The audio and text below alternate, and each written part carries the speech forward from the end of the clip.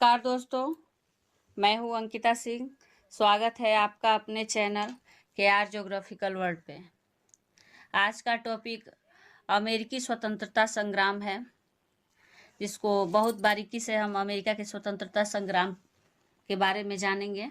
America के वासियों को स्वतंत्रता कब मिली, अमेरिका की खोज कब हुई और अमेरिका में किन लोगों का निवास स्थान बना और वहाँ पे स्वतंत्रता संग्राम क्यों लड़ा गया, इसके बारे में हम अध्ययन करेंगे।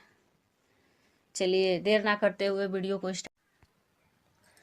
जब अमेरिका का खोज कोलंबस ने किया तो वहाँ पे सबसे ज़्यादा ब्रिटेन के लोग जाके अमेरिका में बस गए। ब्रिटेन में धार्मिक उत्पीड़न हो रहा था कुछ लोगों के साथ।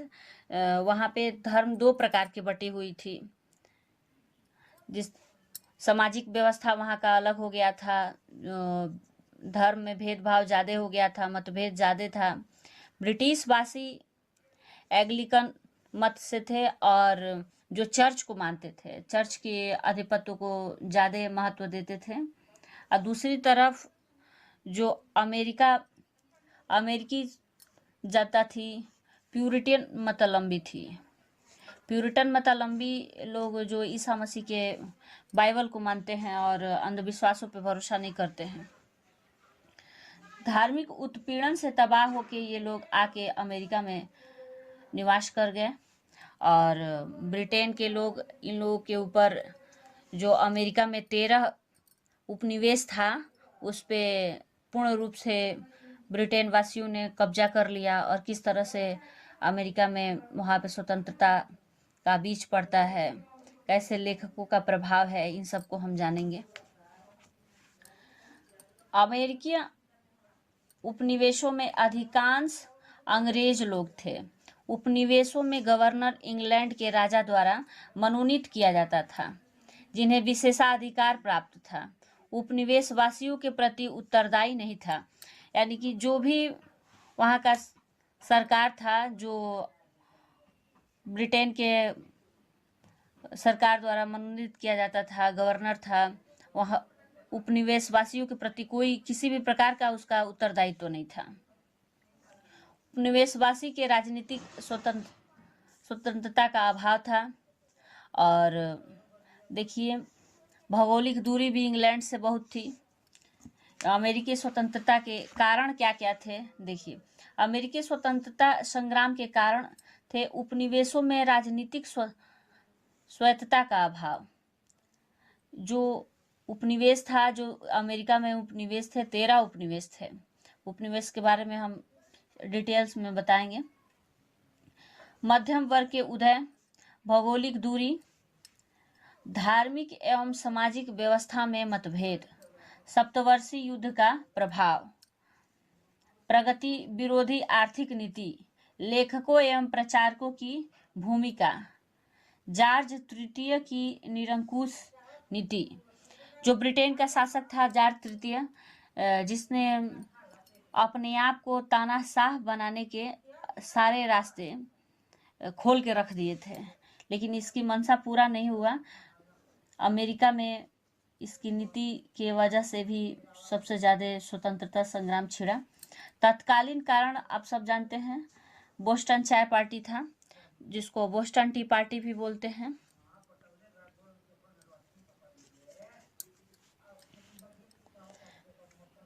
भौगोलिक दूरी देखेंगे अमेरिका का। देखिए, ये है आपका यूएसए अमेरिका, और ये है आपका यूनाइटेड किंगडम। इससे इसकी दूरी लगभग 3000 किलोमीटर पड़ेगी और ये बीच में अटलांटिक महासागर। आज की तरह उस समय में सुविधाएं नहीं थी। अमेरिका का स्वतंत्रता संग्राम काफ़ी पहले का स्वतंत्रता संग्राम है और आज का टाइम काफ़ी डेवलप हो चुका है। तो यहाँ से यहाँ जाने की दूरी की वजह से भी इन लोगों ने अच्छे से यहाँ पे प्रशासन व्यवस्था नहीं बना के रखा। इस वजह से भी अमेरिका के लोगों के अंदर स्वतंत्रता की भावना, स्वतंत्रता के प्रति जो विचार था, काफ़ी मदद मिला दूरी की वजह से भी। धार्मिक सामाजिक व्यवस्था, हम आप जानते हैं ब्रिटिश वासी जो थे, जो जिन्होंने अमेरिका पे अपना आधिपत्य स्थापित किया था, वो एंग्लिकन मत के थे। एंग्लिकन मत में लोग चर्च के आधिपत्य को स्वीकार करते हैं। वही दूसरी तरफ अमेरिकी जनता प्यूरिटन मतावलंबी थी। धार्मिक उत्पीड़न से तबाह होकर प्रोटेस्टेंटों और प्यूरिटन ने इंग्लैंड को छोड़ अमेरिका की शरण ली। ये लोग धार्मिक उत्पीड़न से तबाह, इन लोगों के ब्रिटिश वासी जो थे, एंग्लिकन वाले, प्रोटेस्टिक जो प्यूरिटन थे, इन लोगों को थोड़ा है दृष्टि से देखते थे। इन लोगों के प्रति इन लोगों का समानता का भाव नहीं था। इस उत्पीड़न से तबाह होकर इन्होंने अमेरिका में शरण ली थी और ये वहाँ पे भी आ गए। इनमें प्रारंभ में ही जुझारूपन स्वतंत्रता विद्यमान थी। ये पहले से ही ब्रिटेन में रह चुके थे और स्वतंत्रता की क्या कीमत है, स्वतंत्रता के बारे में अच्छे से जानते थे और पहले से ही संघर्ष कर चुके थे। तो ये भी सबसे बड़ा कारण था। सप्तवर्षीय युद्ध, देखिए फ्रांस और ब्रिटेन के बीच में सप्तवर्षीय युद्ध होता है। ये कब होता है? 1756 से लेके 1763 तक। सप्तवर्षीय यानी कि 7 वर्षों तक ये युद्ध चला था। 1756 से 1763 के बीच हुआ था। इस युद्ध पर टिप्पणी करते हुए प्रोफेसर पोलार्ड ने कहा है कि फ्रांस की पराजय ने अमेरिका वासियों की स्वतंत्रता की इच्छा को भड़काया है। अमेरिका के लोगों के अंदर, जो अमेरिका के लोग थे जो उपनिवेश में रहते थे, उन लोगों के अंदर स्वतंत्रता की इच्छा फ्रांस के पराजय के बाद ज़्यादा भड़क जाती है। आपत्तिजनक कर, जब सप्तवर्षीय युद्ध चला जिसमें फ्रांस की पराजय हो जाती है और ब्रिटेन जीत जाता है और ब्रिटेन पे काफ़ी बोझ हो जाता है पैसे को लेके, उसको काफ़ी क्षति होती है। उसकी पूर्ति के लिए इसने अमेरिका वासियों पे एक नया कर लगाया जिसको स्टाम्प एक्ट भी बोला जाता है। इसने तत्कालीन प्रधानमंत्री ब्रिटेन के थे ग्रैनविले, जिसने 1765 में स्टाम्प एक्ट पारित किया, जिसके अनुसार सभी अदालती कागजों, अखबारों और 20 सीलिंग स्टाम्प लगाना अनिवार्य था। स्टाम्प एक्ट के तहत सभी प्रकार के अदालती कागजों पर, अखबारों पर 20 सीलिंग का स्टाम्प लगाना अनिवार्य था। 1767 में ब्रिटिश संसद ने उपभोक्ता वस्तुओं पर भी कर लगा दिए, जिसमें से मुख्य रूप से वस्तु थी कागज, सीसा, चाय व रोगन। उपनिवेशवासियों ने इस कर का व्यापक विरोध किया।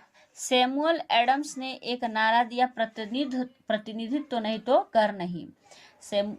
ये प्रतिनिधित्व नहीं तो कर नहीं अमेरिका स्वतंत्रता का ये प्रथम नारा था जिसने सैमुअल एडम्स ने दिया। उपनिवेशवासियों ने स्वाधीनता के पुत्र एवं स्वाधीनता की पुत्री आदि संस्थाओं की स्थापना की। लेखकों और प्रचारों की भूमिका क्या थी अमेरिकी स्वतंत्रता संग्राम में?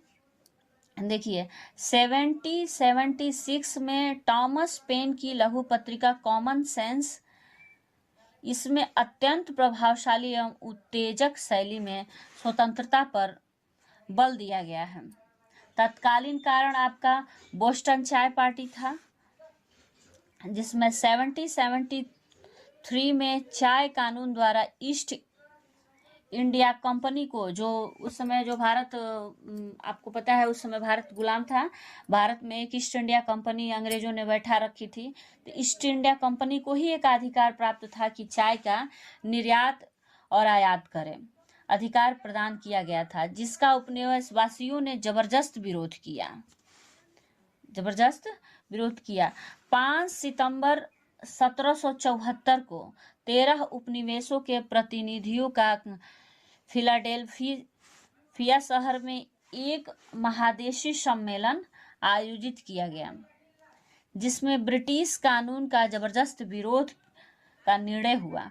ब्रिटिश कानून का जो भी इन्होंने निर्णय किया वो 5 सितंबर 1774 में 13 उपनिवेशवासियों का प्रतिनिधियों का एक फिलाडेल्फिया में एक सम्मेलन होता है, उसमें किया गया था। और एक चीज़ है, ये अमेरिका का जो स्वतंत्रता संग्राम है, इसको ये भी कह सकते हैं कि वाणिज्यिक रूप से ज़्यादा प्रभावी था। वहाँ पे अंग्रेजों ने जिस तरह से कर थोपा और वहाँ का शोषण प्रारंभ किया, इसके खिलाफ इन लोगों ने जबरदस्त आवाज़ उठाया।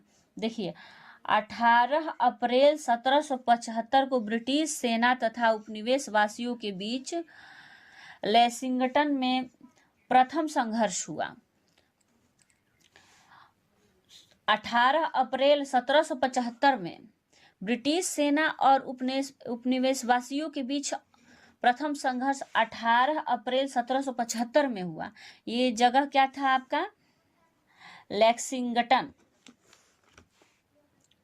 4 जुलाई 1776 में फिलाडेल्फिया में देखिए दूसरा महादेशीय सम्मेलन होता है ना। पहला महादेशीय सम्मेलन कहाँ होता है? फिलाडेल्फिया में कब होता है? 5 सितंबर 1774 में होता है। और दूसरा होता है आपका 4 जुलाई 1776 में। इस सम्मेलन में टॉमस जेफरसन द्वारा तैयार किया गया था स्वतंत्रता का घोषणा पत्र जारी किया गया। स्वतंत्रता का घोषणा पत्र जिसको किसने तैयार किया था? टॉमस जेफरसन द्वारा तैयार किया गया था। तथा जॉर्ज वाशिंगटन को उपनिवेश का सेनापति बनाया गया। जितने वहाँ के उपनिवेश थे, 13 उपनिवेश थे, वहाँ का 13 उपनिवेशों का सेनापति जॉर्ज वाशिंगटन को बनाया गया।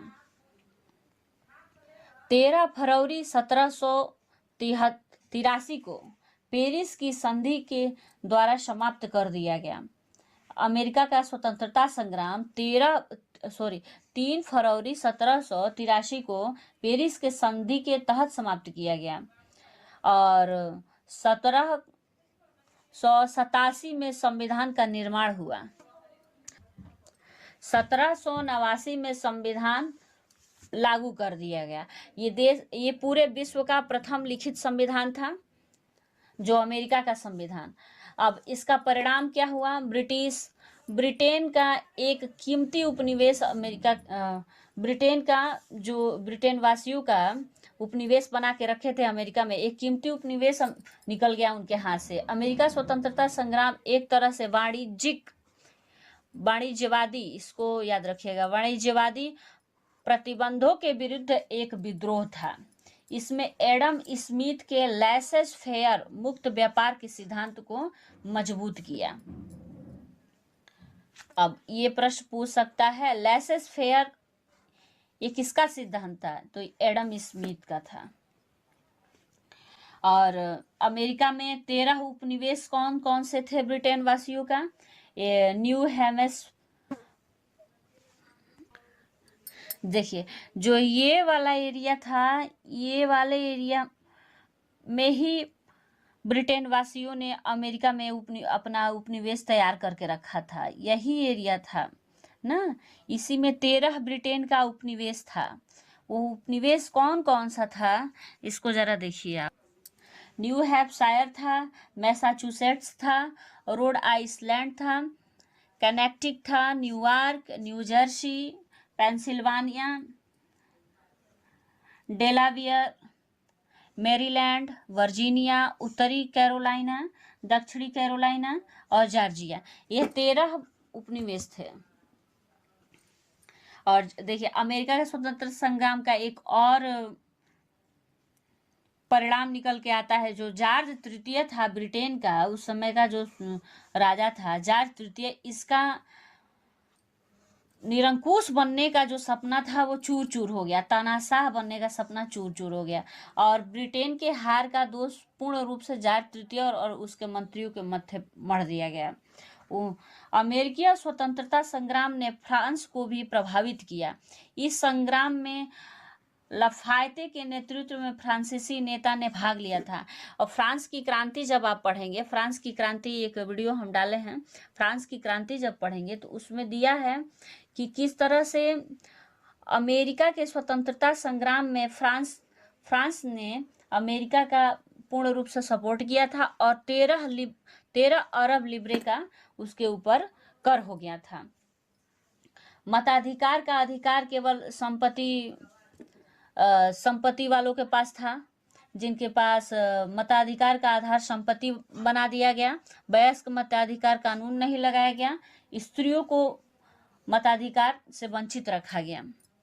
ये रहा अमेरिका का पूर्ण स्वतंत्रता संग्राम के बारे में आज video. Thanks for watching video. इसको एक बार 2 बार देखिए ताकि अच्छे से समझ में आए। मिलते हैं नेक्स्ट वीडियो में। और हाँ, आप प्लीज़ चैनल को सब्सक्राइब कर लें ताकि नेक्स्ट जो वीडियो बनेगा आपको पता चल जाए कौन सा वीडियो है। उसके बारे में आपको नोटिफिकेशन पाने के लिए आप बेल आइकन को दबा लीजिए। और वर्ल्ड हिस्ट्री, वर्ल्ड ज्योग्राफी और इंडियन हिस्ट्री और इंडियन ज्योग्राफी पूर्ण रूप से समाप्त कराया जाएगा। और सब जितना भी टॉपिक है सब NCERT और SCERT पे आधारित होगा। So thanks for watching my video.